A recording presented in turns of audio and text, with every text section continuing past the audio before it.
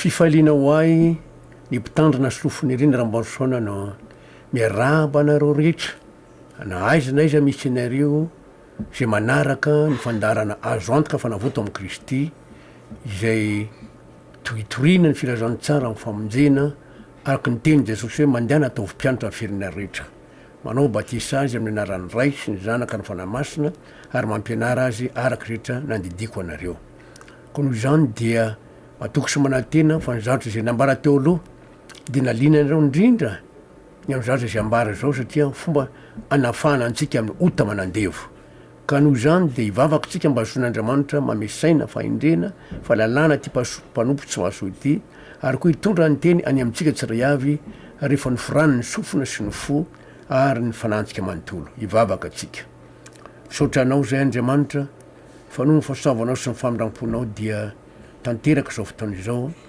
dia misaotranao zay fianao no mamesaina fahendrena fa lalàna ty mpanompo tsy mahasoa ity tokoa ary indrindraindrindra metraka ny teny mivavako ary hitondra ny teny rehetra any amin'ny olona na iza zay misy azy mba ahafantarany sitraponao ka dia ho anao ny dera ho anao misaotra ny voninahitra satria tianao anina fiaina mandrakizay sy rehetra mino ary azo famonjena lay olona tonga zanakao ho anao ny dera saotra ny voninahitra amin'izany aminaran'i Jesosy Tompo saotra Andriamanitra amen alleluia ny fahasoavan'Andriamanitra no namonjena antsika fa nomesina mamaim-poana io araky fanambara teo aloha ary fanambara teo aloha koa fa ny olombelona rehetra dia andevon'ny ota araky ny voalaza atao amin'ny Romanina toko fahafito Romanina toko fahafito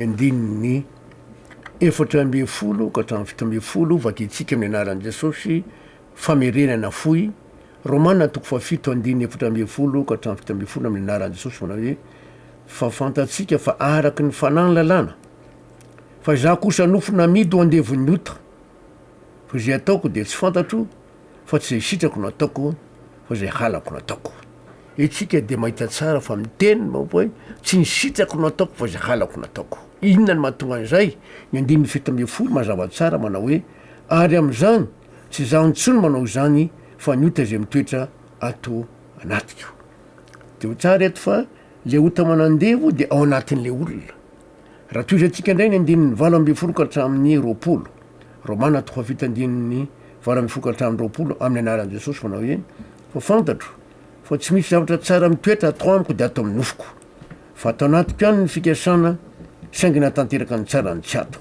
fa tsy ny tsara zay sitrako no ataoko fa ny ratsy zay tsy sitrako no ataoko fa raha ny tsy sitrako no ataoko dia tsy za ntsony manao izany fa ny ota zay mitoetra ato aniko ny ota manandevo dia ao anatin'ny olona amin'ny taranaka rehetra izay mbola tsy nahazo famonjena ary io no mahatonga ny olona mandainga mangalatra mijangajanga mamono olona tsy tia fivavahana tsy mahatakatra ny hevitry ny teny Andriamanitra mifosa mangahala mitsikera manaratsy ary manabanty manao tsinitsina ny hafa ary hitantsika amin'izany fa azo tanasaina maro samihafa hoe mahatonga ny olona variana ka mahatonga ny olona tsy mahalala ary maro ary mivavaka tsy afaka amin'ny ota manandevo ary zay nahatonga an' Jesosy ny teny hoe tsy izay rehetra manao amiko hoe tompoko no hiditra ny fanjakan'ny lanitra fa izay manao ny sitrapony ndraiky zay ny danitra maro anao amiko amin'izany andro zany tompoko tsy efa naminany taminareo va zay tsy efa namoaka deminy taminareo va zay tsy efa nanao asa lehibe taminanareo va izahay dia hoy ny tompo hoe lazako anareo marina dia marina tokoa fa tsy mba fantatra akory ianareo hatrehatrizay miala amiko ianareo mpanao meloka mbola ao le ota manandevo na mivavaka ry eran'izao tontolo zao dia maro ny olona mivavaka maro no antokovana mitsangana sa mitory an'i Kristy kanefa raha io tenin'i Jesosy amin'ny Mateo toko fahafito no jerena dia mazava tsara ny tenin'i Jesosy eo amin'ny andininy fa 1:20 amin'ny anaran'i Jesosy hoe tsy zay rehetra manao amiko hoe tompoko ny teo fanjakan'Andriamanitra fa zay manao ny sitrapony ndraiky zay an-danitra ny sitrapon'Andriamanitra dia miafaka antsika amin'ny tamandevo sitrapon'Andriamanitra dia natonga antsika zanak'Andriamanitra sitrapon'Andriamanitra dia natonga antsika mandray ny fanamasina ary vavolombelon'i Jesosy zao fiainana zao fa olona ao amin'i Jesosy ary tanteraka zany tsy noho ny asako na ny asanao na mifezahako na mifezahanao na ny heritsaina na fahaizana fa tena andriamanitra de milaza fa avy amin'andriamanitra io. Korintianina faharoa toko fadimy andininy fito amby folo sy valo amby folo. Korintianina faharoa toko fadimy andininy fito amby folo sy valo amby folo amin'ny anaran'i Jesosy manao hoe koa raha misy olo amin'ny Kristy de olo mavao izy, efa lasa ny zavatra talohandreo fa tonga avao reo, fa zany rehetra zany dia avy amin'Andriamanitra izay mampazava antsika taminy, de ohatra hoe zay nampiavana antsika taminy amin'ny alalan'izay Kristy sady nanome anay ny fanompona ny fampihavanana. Tsy avy amiko na avy amin'olombela fa avy amin'Andriamanitra. Ary zay nahatonga an Jesosy nilaza amin'ny Jaona raha iresaka mbony amin'ny filazantsara ny famonjena sika ahoana na afaka antsika amin'ny ota manandevo. Jaona toko fahavalo andininy efatra amby telopolo ary koa ny enina amby telopolo. Jaona toko fahavalo andininy efatra amby telopolo ary ny andininy enina amby telopolo amin'ny anaran'i Jesosy manao hoe Jesosy namaly azy hoe lazaiko aminareo marina de marina tokoa fa zay rehetra manota de andevon'ny ota. Andevon'le ota le olona mahatonga azy manao ratsy ary io ota mandevo io manosika azy anao ratsy. Ary raha ohatra ka ny devoniny tonga ho aminy de demoniaka le olona fa tsy mbola demoniaka mihitsy izy fa andevon'ny ota. Any andininy enina amby telopolo manao hoe amin'ny anaran'i Jesosy koa raha ny zanaka no afaka anareo de ho afaka tokoa anareo. Tsy misy afa-tsy Jesosy ihany mahafaka an'io ota manandevo io. Tsy misy afa-tsy Jesosy ihany no mpamonjy men'Andriamanitra atonga antsika ho zanak'Andriamanitra. Ao amin'ny Romanina toko faha enina de misy fanambanany toy zao, tsara mbola mifantatsika ihany. Romanina toko faha fito azafady ny andininy efatra amby roapolo sy ny dimy amby roapolo. Romana toko efatra andininy Romana toko fito ny andininy efatra amby roapolo sy dimy amby roapolo amin'ny anaran'i Jesosy indrisy olo mahantra izy no afaka amin'ny de tena mifahafatesana ity.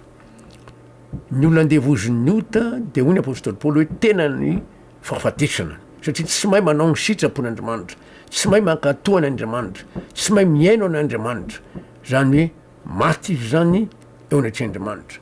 De zao ny andininy fadimy amby roapolo misaotry raha averina le tena indrisy olo mahantra aho izy no afaka amin'ny tena fahafatesana ity, misaotra an'Andriamanitra aho amin'ny alalan'i Jesosy Kristy tompontsika.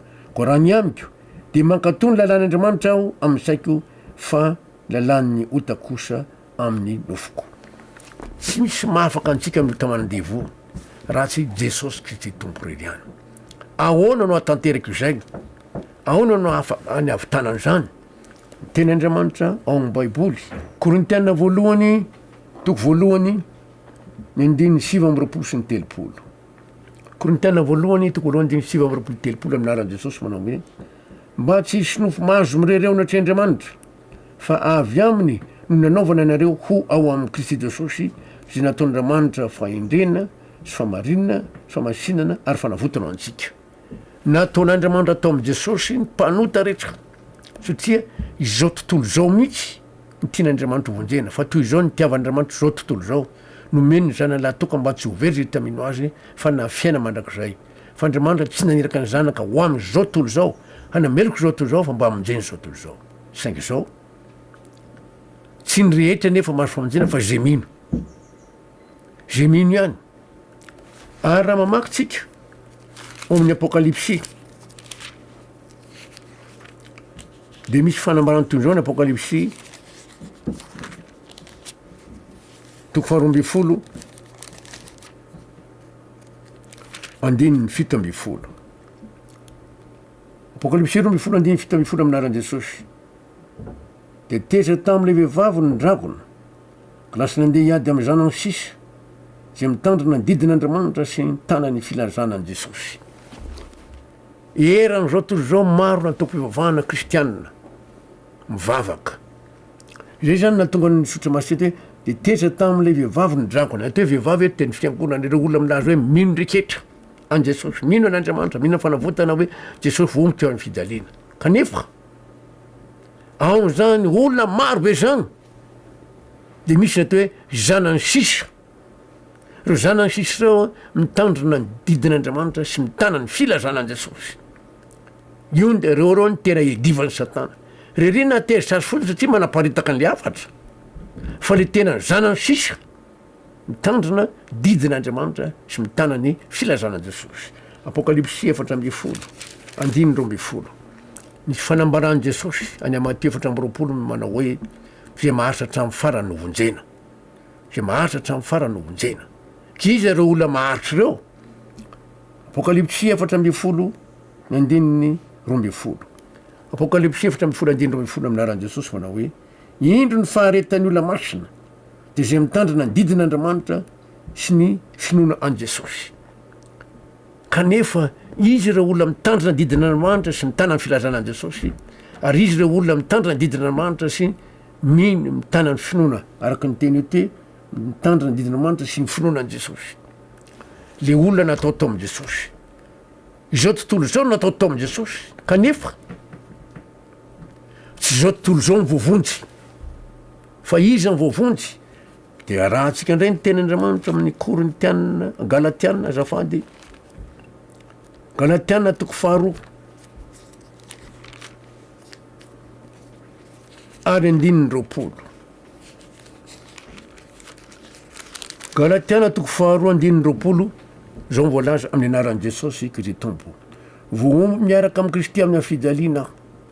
Tsy zany tsony mivela fa Kristy mivela atao anatiko, fa zay velomako ankehitriny eo amin'ny nofo dia velomako amin'ny fonana zanak'Andriamanitra efa tiaka nohatra ny teny amonjy ahy.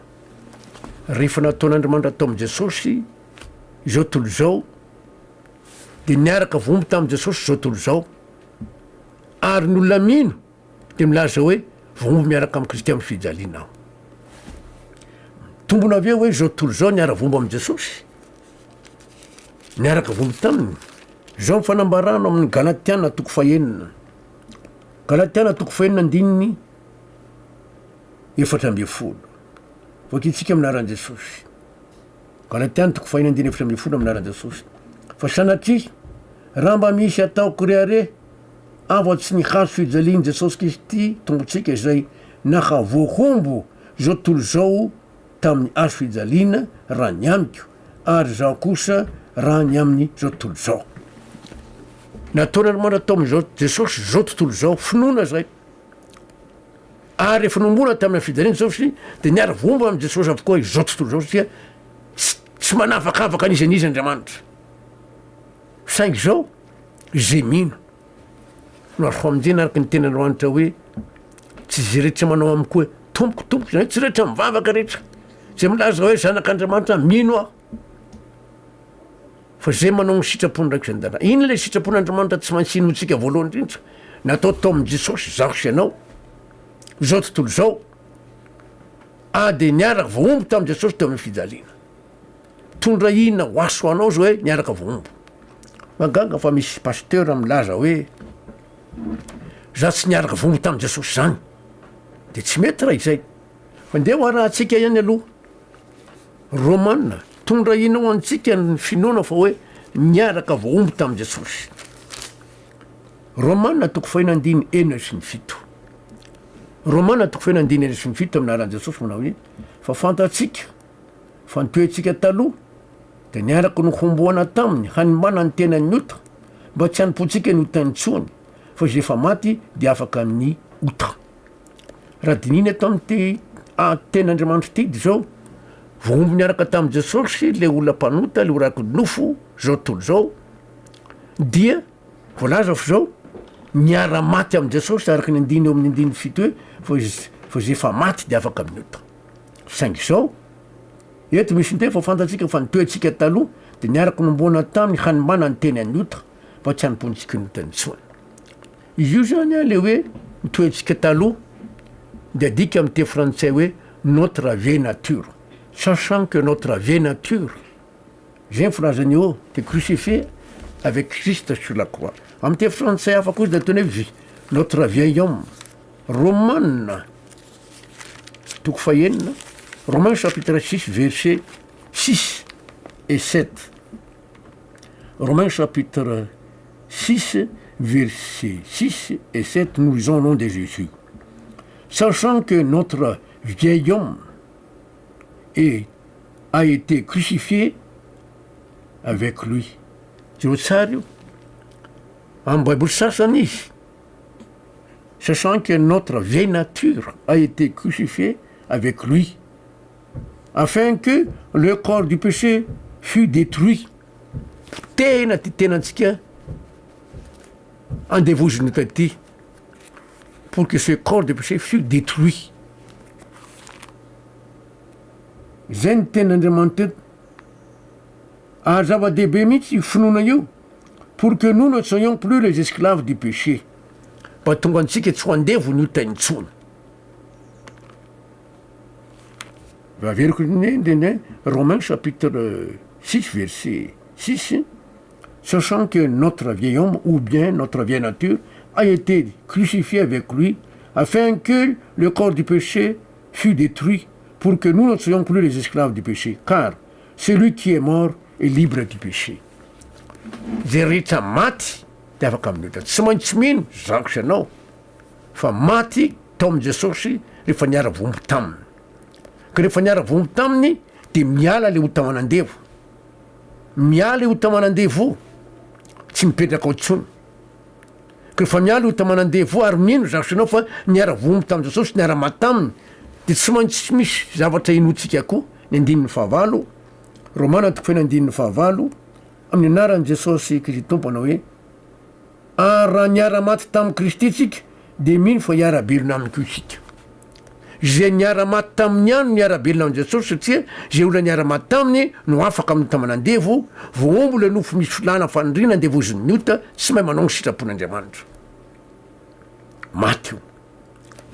Misy fanambarana zany keo amin'ny Galatiana toko fahadimy andiny efatra amby roapolo. Galatiana toko fahadimy andiny efatra amby roapolo, amin'ny anaran'i Jesosy Kristy Tompo. Galatiana toko fahadimy andiny efatra amby roapolo, amin'ny anaran'i Jesosy manao hoe: fa zay any Kristy Jesosy de efa nanombo ny nofony mba mifanindriny sy filany tamin'ny hazo fijaliana. Le tena antsika misy nofo malemy, misy filany fanindrina, niaraka voombo tamin'i Jesosy tao amin'ny fijaliana, dia maty iny. Voombo miaraka amin'i Jesosy tao amin'ny fijaliana. Tondra inona ho antsika izay?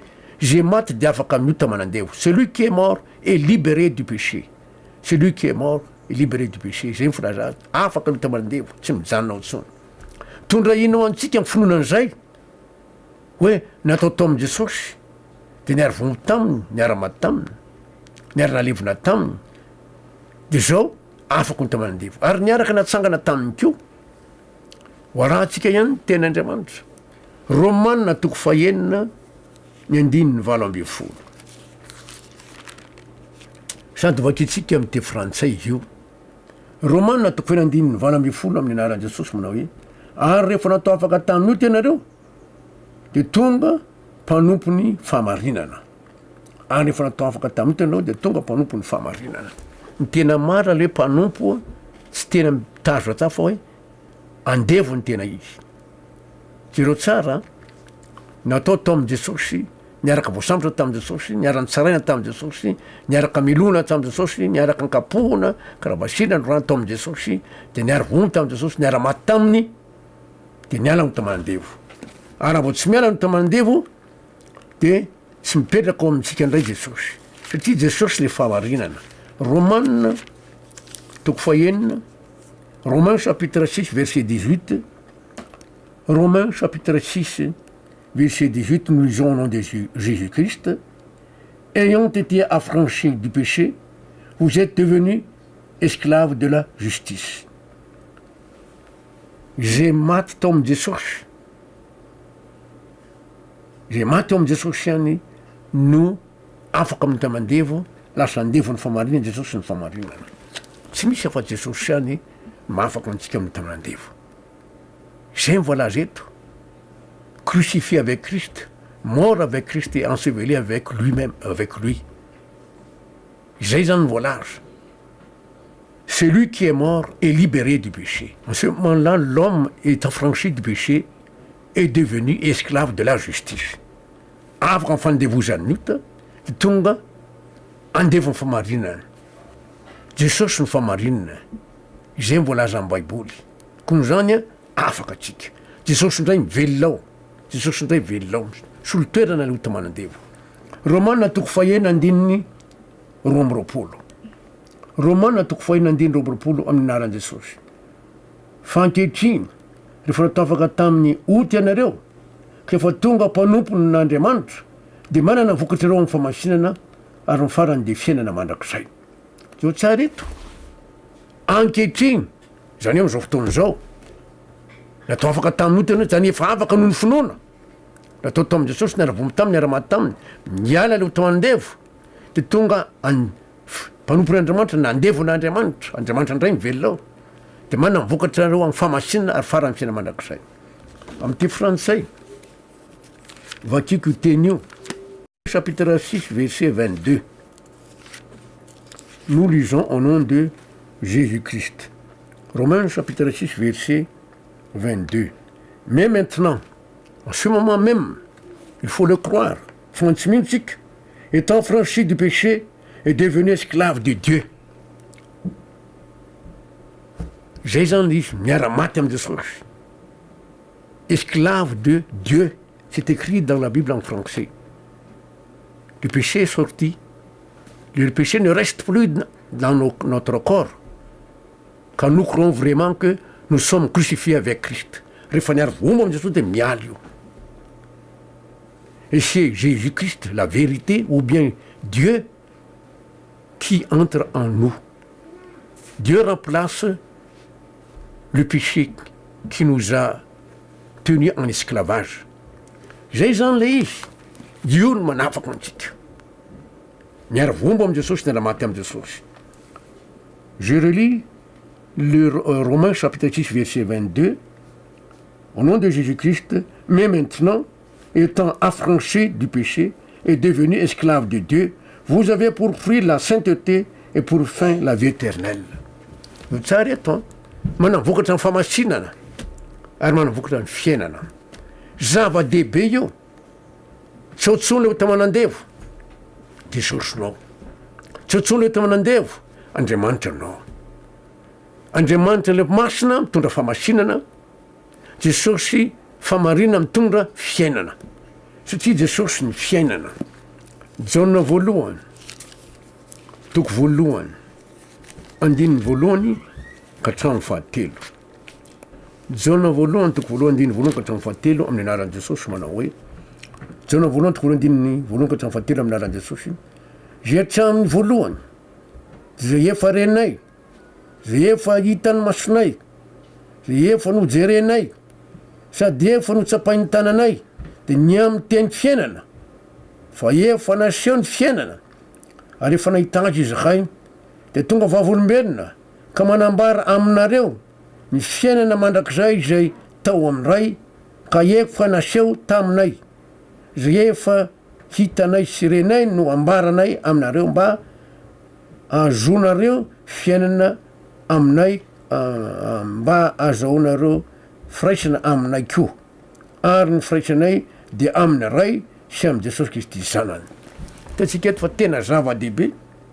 Jesosy le teny fiainana, Jesosy ny fiainana, Jesosy ny fiainana mandrakizay tao amin'ny ray de fa naseho tao amin'izao tontolo zao. Ka io fiainana teny fiainana sy fiainana mandrakizay lasa atoanako.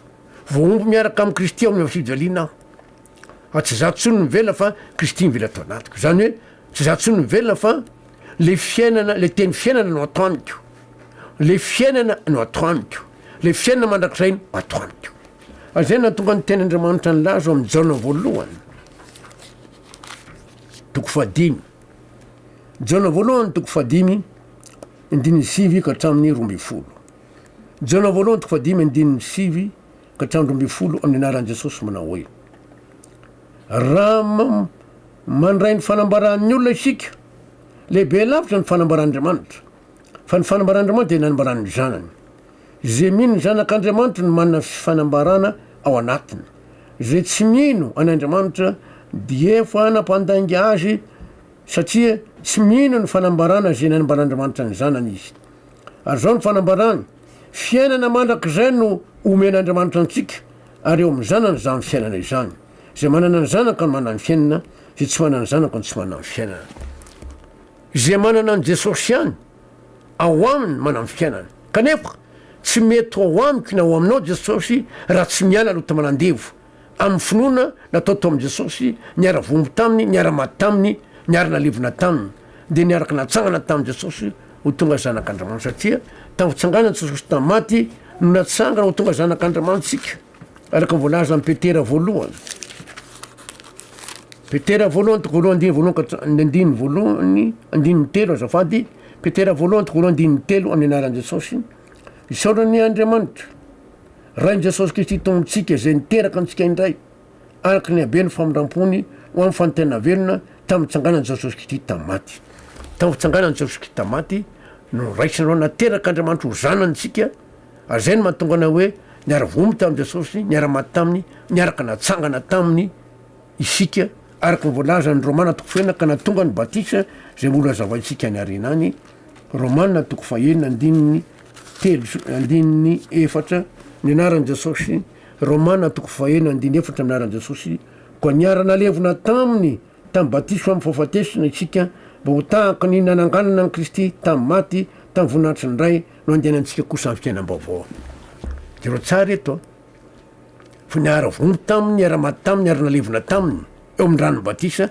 voka vonatrano sady mitsangana tamin'ny maty tonga zanak'andriamanitra ary miarabelona amin'i jesosy satria zay niara maty amin'i jesosy any miarabelona aminy saorantsika andriamanitra no zany fanambarana zany fa ty tena zava-dehibe ary raha vao tsy mino am'izany tsika dia tsy misy azo antenaina mihitsy satria tsy afaka ho tamandevo tsy magaga misy kristianina manaratsy manenjika fivavahany hafa manamelokoa mora teritra ary tsy manam-pitiavana ary manaraotra tsy fetsifetsy indrindra tevola ary misy aza pasteur mangala ny bola fiangonana mijangajanga ary manavakavaka olona fa zay manambola ihany ty saorantsika andriamanitra nanazavana zany ho azo ny voninahitra mandrak'izay ny famindram-pony hitondra famonjena ho antsika izany amen vavako tsika saotranao zay andriamanitra ny famindram-ponao